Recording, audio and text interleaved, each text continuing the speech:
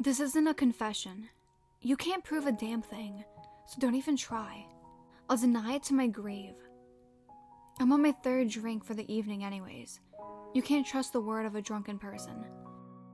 That's when I start to feel anything these days. The third drink. Sometimes it takes 4, but usually 3 will do. It's the same cycle every night for weeks now. I drink, then I start to feel. Then the fear comes over me. Then I drink some more until I pass out. I wake up, slog through the day, keep my head down, chin up. I don't draw anyone's attention. Go home, repeat. One night a few weeks back, there was a man at my door. I answered it, wondering what in the devil was he doing there at that time of night. I live at the end of my street, so there's no one around for quite a ways. And even the evangelicals that comb the neighborhood rarely make it all the way out to my house. "Help me," he gasped, his blood-fleckled lips quivering in the rain. His forearm was badly broken, bits of bone sticking out through the skin. He was pale and drenched, the rain and blood dripping steadily from his haggard frame, pooling on my porch beneath him. "There's been an accident. I need help." He winced. "Can you help me?" I nodded dumbly, shocked at his state, then ran inside looking for my cell phone. But by the time I got back to the door with it, he was gone. The only sign of him, a trail of splattered red, leading down my front porch steps and out into the front yard. I stood there, shocked for a moment, and then I put the phone away, slammed the door and locked it. I don't know why. I was just scared, frightened by the whole affair. And some part of me, some damn selfish part of me, kept saying it's okay. It's someone else's problem. He's gone. Forget about it. So I poured myself a drink to ease my nerves, and then another. A few drinks later, I'd forgotten all about him. And a few drinks after that, I drunk myself to sleep. I woke up with my head throbbing. I'm not a heavy drinker. Well, used to not be one anyways. I stepped outside and noticed that there was no blood on my porch, and breathed a sigh of relief. Maybe the rain washed it all away, I thought. Maybe it hadn't happened at all. I went to work nursing my hangover, but I made it through the day, came home and tried to relax. I slept poorly the night before, and my day took what energy I had left, so I decided early in the evening to call it a night.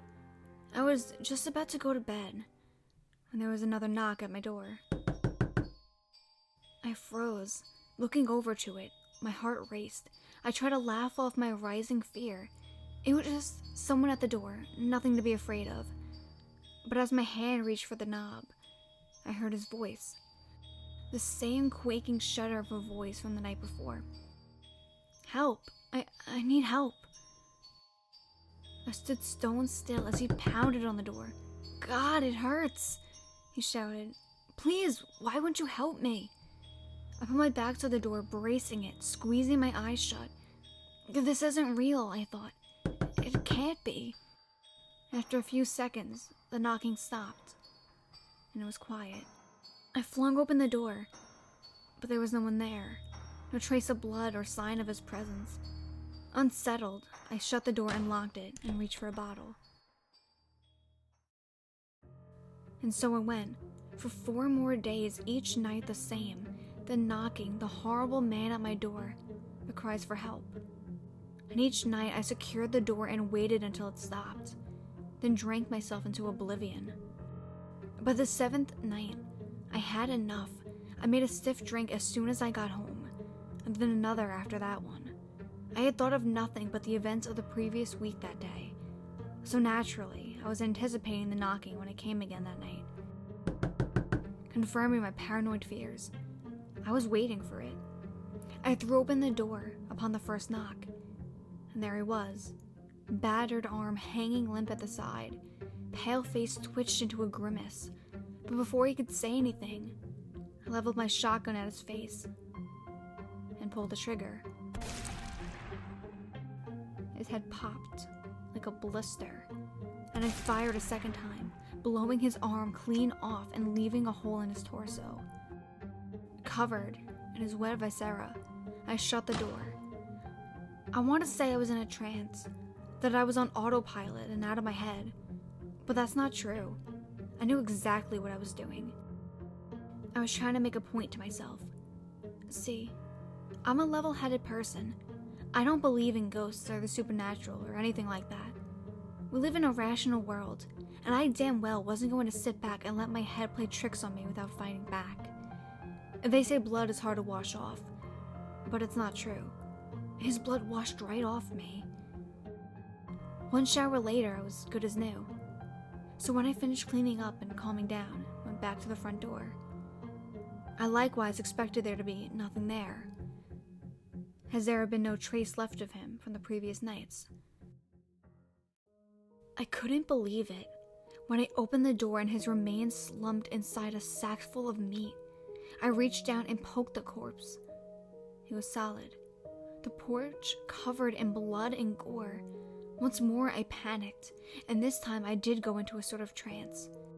The hours passed in a blur as I dragged the body around to the back of the house, dug out a shallow grave, cleaned off the porch as best as I could, and took another shower. And then I made another drink. Tomorrow, the knocking would come again, I was sure. I hadn't just killed a man and buried him in my backyard. When I got home the next evening, I sat and waited anxiously. Any moment, the knock would come. The man would again be at my door, waiting for me, asking for help.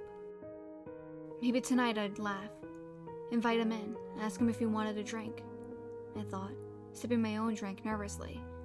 The minutes stretched out, and I felt like I'd waited an eternity when it finally came.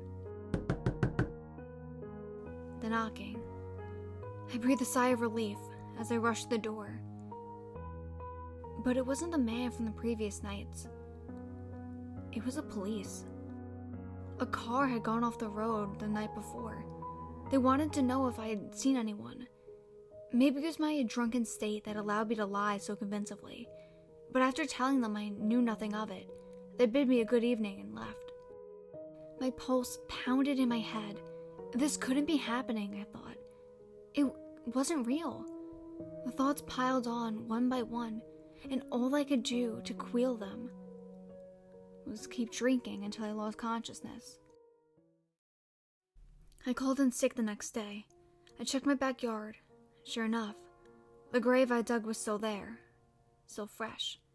I dug him up, burned the body until it was ash. When I was done, I went back inside the house and numbly sat down. And since then, I can't feel anything. Not until I drink. Usually 3 and sometimes 4. And it's only then that I start to feel it. The fear. See, I'm not afraid of ghosts. I don't believe in them. I never believed in them.